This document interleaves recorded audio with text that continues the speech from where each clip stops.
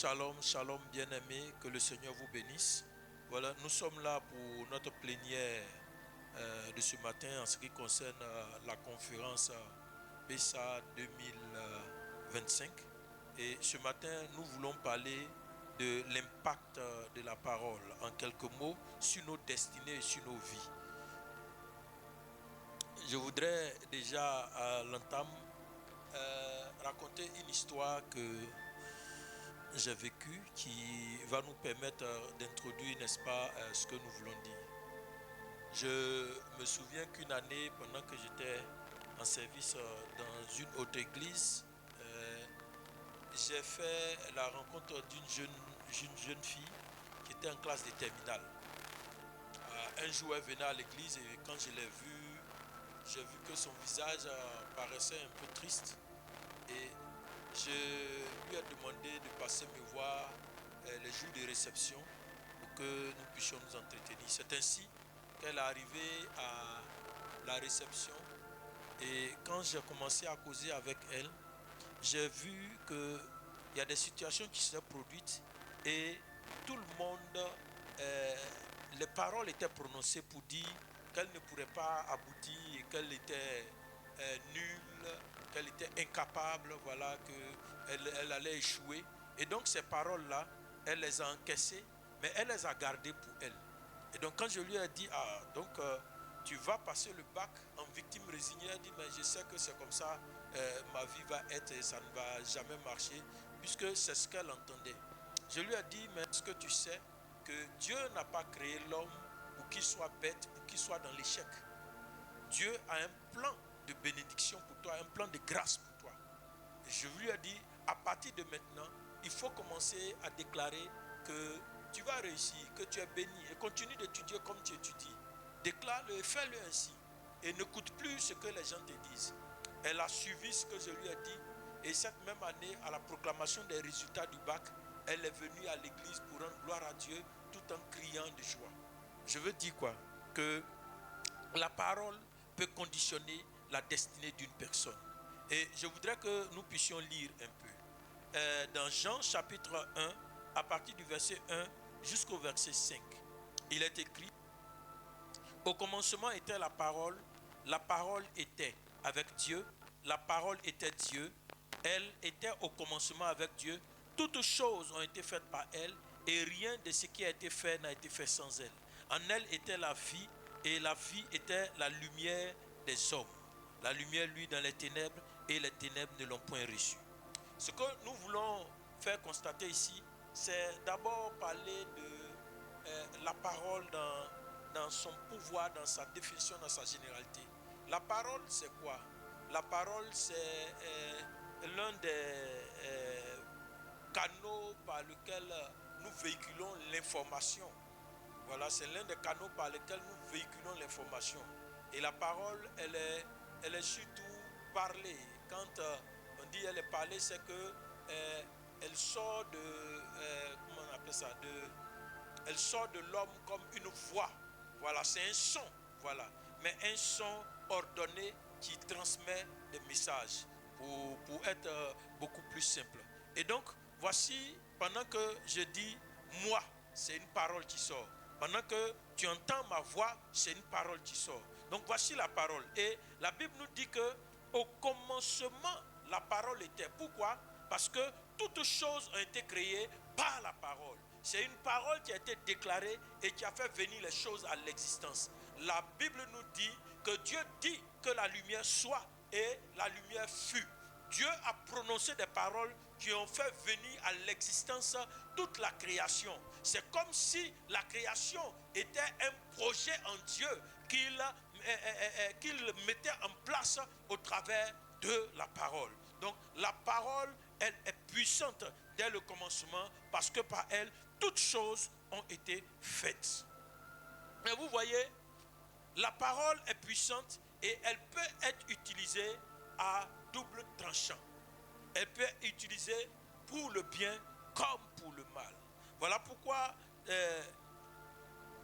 dans le livre de Matthieu, au chapitre 12, au verset 37, on dit que par tes paroles, tu seras justifié et par tes paroles, tu seras condamné.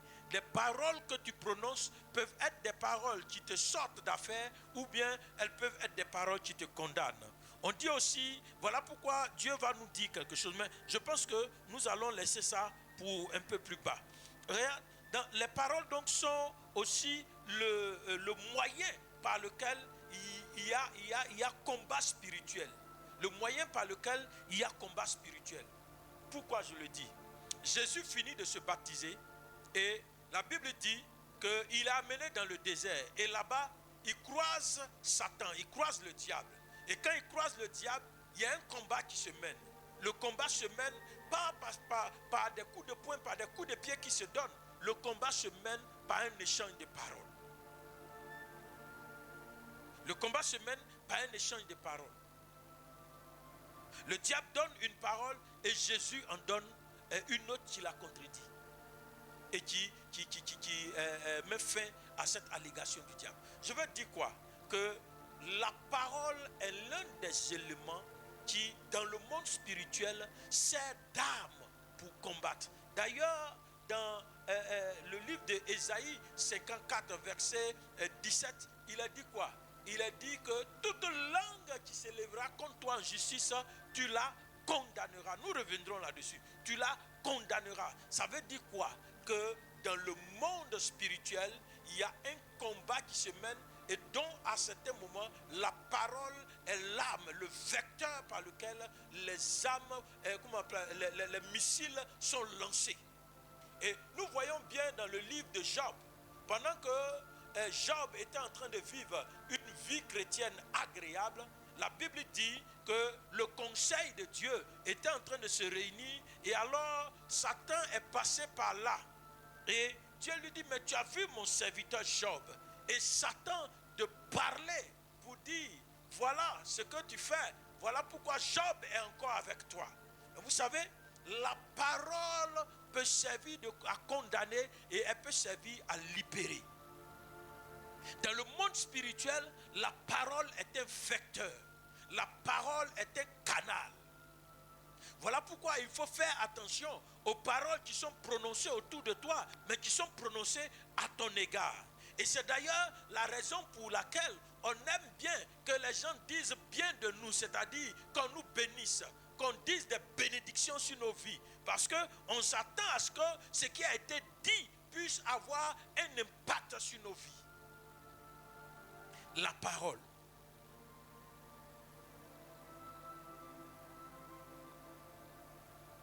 Alléluia.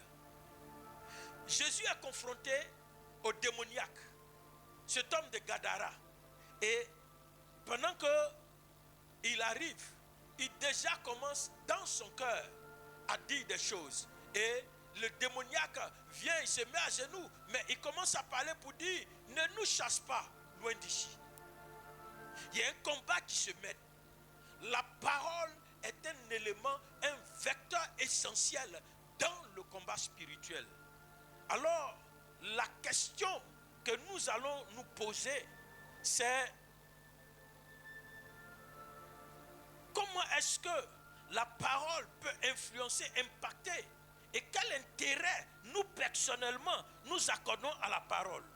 Quel est le type de parole qui doit être prononcée pour que nous puissions marcher dans une vie victorieuse?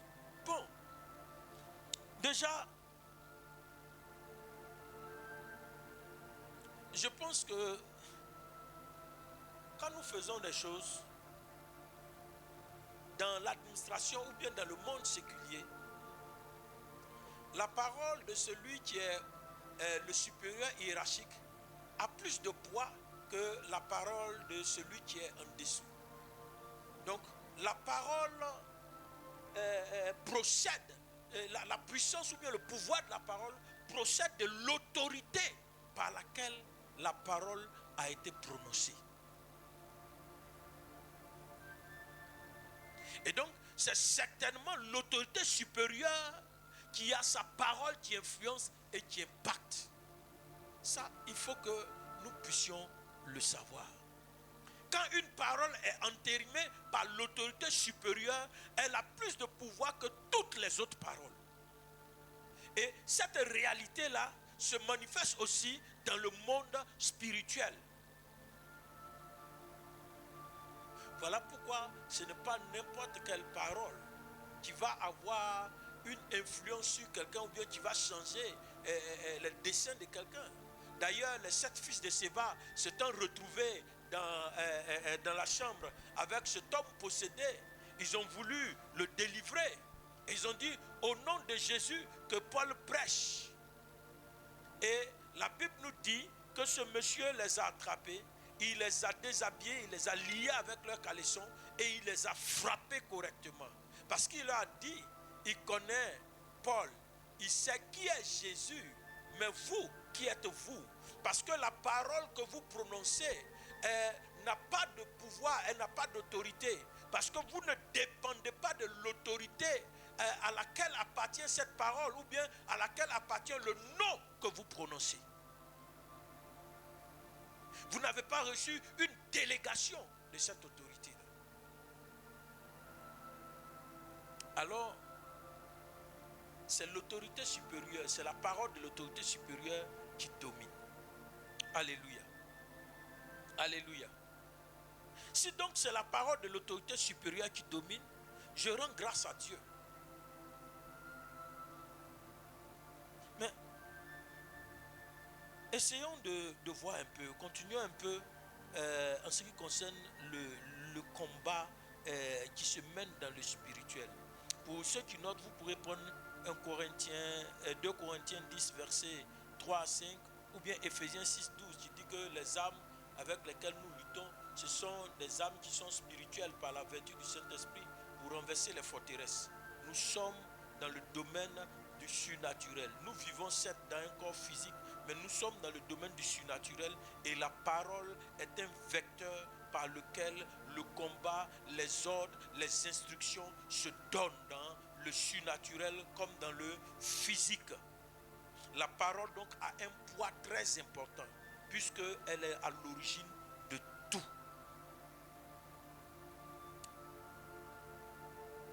C'est pour cela il faut que nous ne soyons pas inconsidérés. Je veux nous parler de la façon dont nous utilisons la parole. Tout à l'heure, on va revenir à la question de l'autorité de la parole. Mais je veux parler de la façon dont nous utilisons la parole. Il faut savoir utiliser la parole à bon escient pour qu'elle ne soit pas un objet de malédiction pour nous, pour notre entourage. Mais encore, il faut savoir gérer la parole qui vient d'ailleurs à bon escient pour qu'elle ne nous détruise pas. Puisque ce que nous cherchons, c'est la paix, c'est la délivrance, c'est la liberté, c'est l'épanouissement. C'est ce que nous recherchons. Si nous lisons dans le livre de Josué, chapitre 6, au verset 22, il est dit que Josué a maudit donc quiconque reconstruirait la ville de Jérusalem,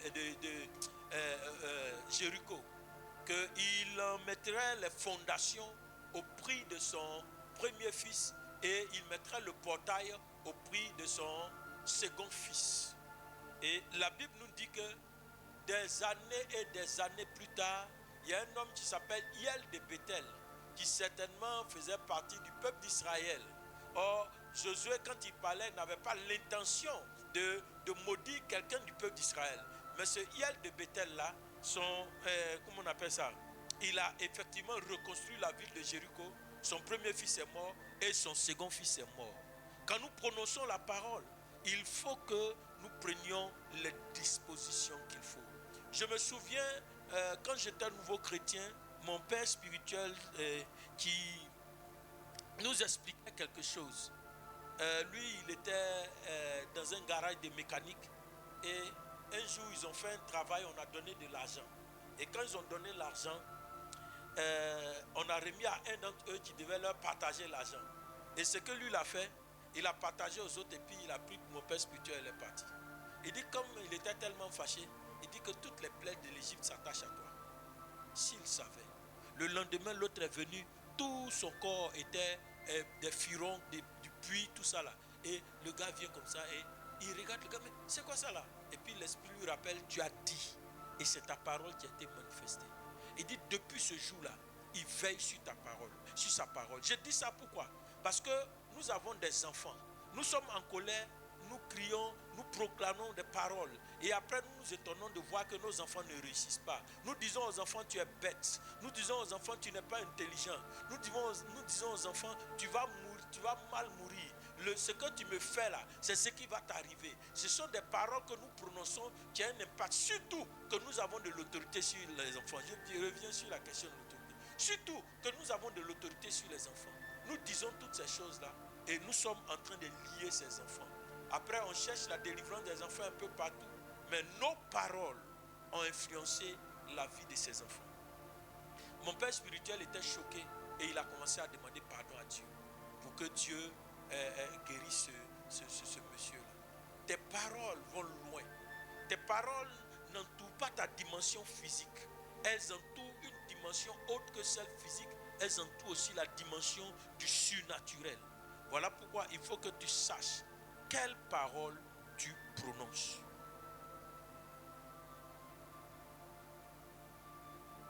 Josué a prononcé ces paroles.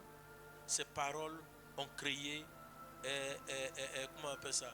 Ont créé quelque chose. Voilà pourquoi Proverbe chapitre 4, verset 23 nous dit que la vie et la mort sont au pouvoir de la langue. Je voudrais peut-être que nous lisions ça. Ça va nous aider. La vie et la mort sont au pouvoir de la langue. Il faut faire attention à ce que ta langue dit. Nous, en Afrique, on dit qu'il faut tourner 7 fois la langue avant de parler. Parce que ce qui va sortir là après, ça a son effet, ça a son impact.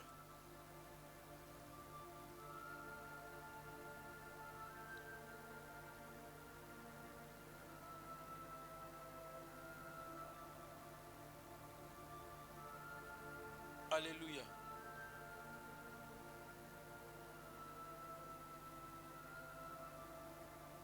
Il dit, veille sur ton cœur, c'est ce que ça dit, hein. Excusez-moi que je retrouve mon verset.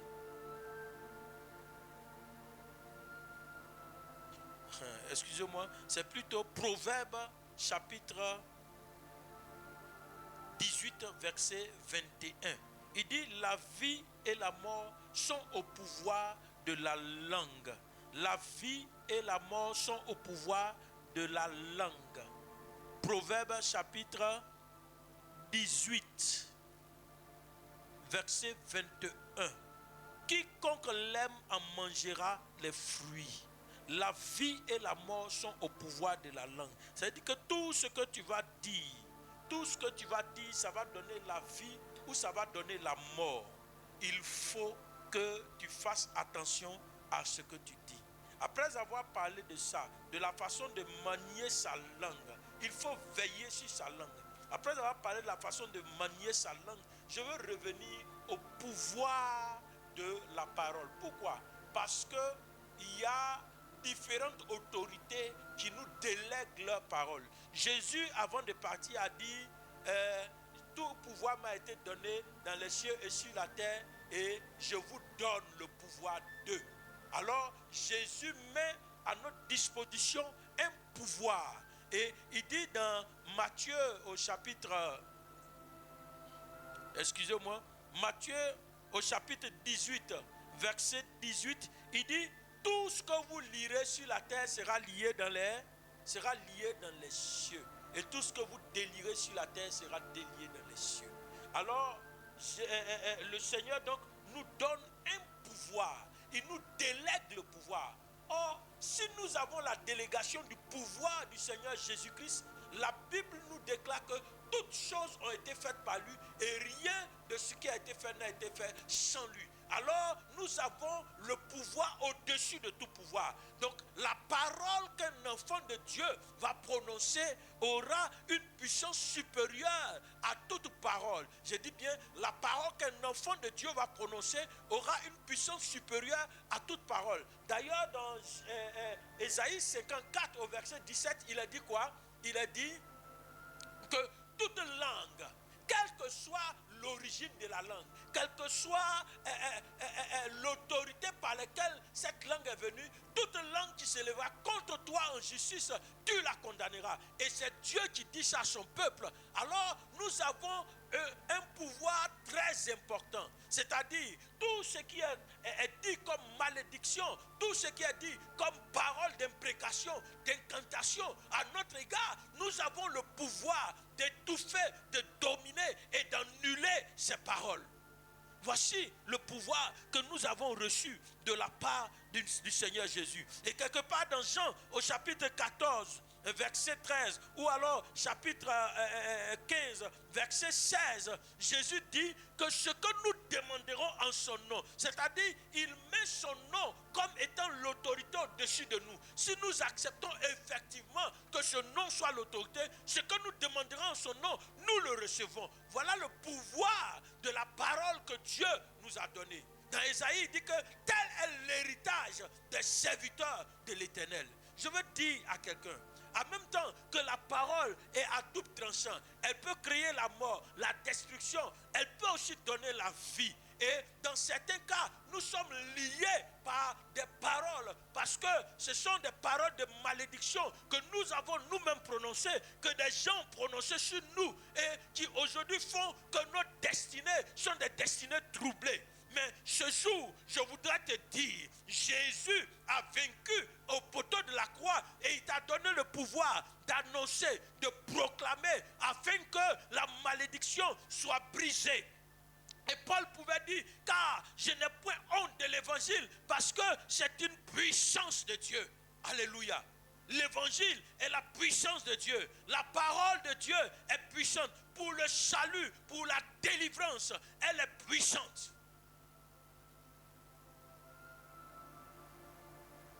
Ceux qui ne connaissent pas le Seigneur, les marabouts, les charlatans, tous ceux-là qui adorent des astres et ces dieux païens-là, ils savent qu'il y a un pouvoir dans la parole. Et ils utilisent ce pouvoir de la parole-là pour nous effrayer et par moments même pour lier quelques-uns. C'est ce que le diable a voulu essayer avec le Seigneur Jésus en utilisant la parole pour le mettre dans la confusion afin qu'il n'accomplisse pas sa mission de salut. Et nous aujourd'hui, nous avons peur de tout ça, alors que Jésus qui a vaincu toutes choses et qui est au-dessus de toutes choses nous dit, si nous demandons en son nom, si nous parlons en son nom, nous verrons les choses s'accomplir. Il est l'autorité au-dessus des autorités. Il a la parole au-dessus de toute parole. C'est Jésus qui a le dernier mot. Je comprends pourquoi de son vivant, quand ce centenier l'a appelé pour dire, Seigneur, viens prier pour ma fille et pour mon serviteur plutôt, et que je ne suis pas cependant digne que tu rentres chez moi. Jésus, il va dire à Jésus, je ne suis pas digne, mais ce que tu peux faire, moi je suis un centenier, j'ai des serviteurs sous mes ordres, et ces serviteurs-là, quand je dis à l'un, va, il va, quand je dis à l'un, viens, il vient, alors que moi-même là, je suis sous les ordres de quelqu'un. Mais toi, Jésus, tu es au-dessus de tout. Voilà pourquoi, si tu prononces une parole, mon serviteur sera guéri. Et Jésus lui a dit, va, qu'il soit fait selon sa foi. Et quand il est parti, son serviteur était guéri. Frères et sœurs, la parole est puissante. Et la parole spécifiquement venant de Jésus est puissante. Alléluia. Je vais te raconter un témoignage. Une fois, j'étais au quartier et il y a un jeune du quartier, en ce moment je n'étais pas encore marié, qui est venu me voir parce qu'on savait que je servais Dieu, je prêchais l'évangile dans les marchés, dans les carrefours. Il dit, ma soeur est tombée en transe, on ne sait pas comment faire, on a besoin que tu viennes prier pour elle. Ce jour-là, je ne voulais pas bouger. Je lui ai dit, va sur ma parole. Quand tu arrives là-bas, elle se relève. Il allait une première fois, il est revenu, comme ce fut le cas de, comment il s'appelle, le serviteur Géasi. Quand il est revenu, il dit non, que ça continue. Je lui ai dit, mais moi je t'ai dit que c'est fait, retourne. Quand il est retourné, sa soeur était libérée de cet esprit-là. Mais c'est la parole. Je ne savais pas de quel esprit il s'agissait. Mais j'ai mis en pratique le fait que Jésus m'a dit que ma parole a du pouvoir, puisque je suis sous sa délégation de pouvoir. Je veux dire à quelqu'un, tu te trouves dans cette situation-là, parce qu'il y a un problème. Tu dois te mettre sous la délégation du pouvoir de Jésus. Mais la parole, pour qu'elle agisse, il faut la proclamer, il faut la déclarer, il faut l'annoncer, il faut parler d'elle. Souvent, avec une simple évangélisation, il y a des liens qui sont brisés.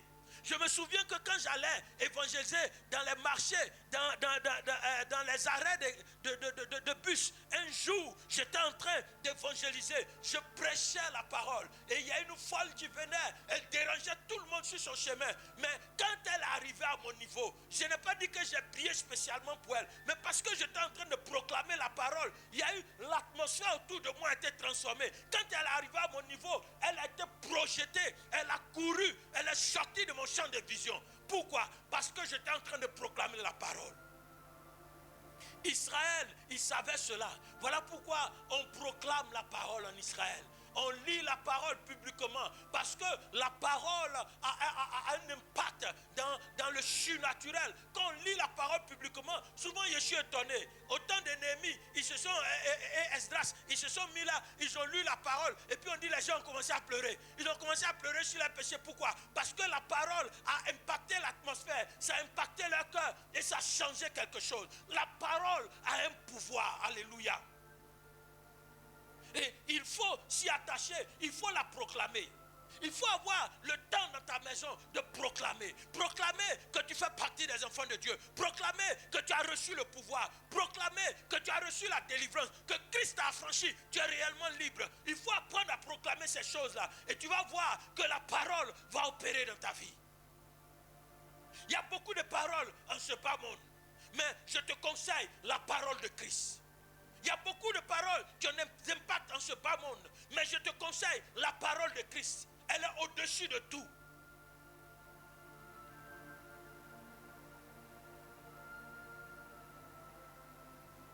Parce qu'il est au-dessus de tout. Parce qu'il est le maître des circonstances et des temps. Sa parole calme les tempêtes. Sa parole elle calme la mer. Sa parole arrête le vent. Sa parole guérit des malades. Oh, il a mis en toi sa parole. Frère, ne reste plus sous la malédiction et ne laisse plus quelqu'un rester sous la malédiction autour de toi parce que tu as la parole, la délivrance. Prends au sérieux la parole.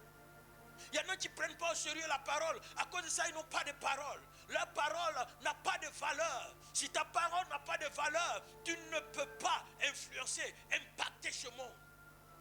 D'ailleurs, même quand on fait un discours, on veut que ce discours ait de l'impact. Mais plus l'autorité de laquelle vient la parole est grande, plus cette parole a de l'impact. Et aujourd'hui, dans les cieux, sur la terre, sous la terre, la parole qui a plus d'autorité, c'est la parole de Christ. Or, il te donne la parole. Il dit confesse-la simplement, proclame-la simplement et elle aura des effets. Pour la première fois, quand j'ai essayé pour la délivrance, et puis je suis là, et puis je dis au nom de Jésus, et puis le démon se manifeste. Je dis waouh, c'est ma parole là, il a entendu pour se manifester comme ça, et que je chasse des démons. Je dis waouh, c'est que la parole est puissante. Il faut que tu le comprennes. Pendant que nous serons en train de parler du secours divin, de la délivrance que Dieu envoie par sa parole, je veux que tu prennes un temps pour réorganiser ta vision de la parole, pour réorganiser ta parole à toi-même, afin de la soumettre à Christ, pour que tu sois l'autorité déléguée et que ta parole ait de l'impact dans ce monde. Or, pour cela, je veux appeler quelqu'un à se convertir. Parce que si tu n'as pas Christ dans ta vie, alors tu ne pourras pas utiliser cette parole puissante qui opère la délivrance, qui restaure les cœurs, qui apporte la vie, mais qui libère les destinées. Oh, si tu me suis, je voudrais te dire simplement, crois au Seigneur Jésus et tu seras sauvé, toi et ta famille. Donne ta vie à Jésus. Dis-lui simplement, Seigneur, je reconnais que je suis pécheur. Et aujourd'hui, je viens vers toi. Je te demande pardon. Sois mon Seigneur, mon sauveur personnel. Et Jésus viendra dans ta vie.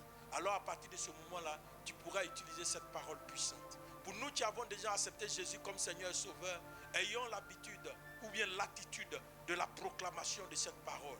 Oui, toutes les promesses que Christ nous donne, que nous puissions les proclamer sur nos vies jusqu'à ce qu'elles deviennent réalité. Que Dieu te bénisse et que sa grâce demeure ton partage. Au nom de Jésus. Amen.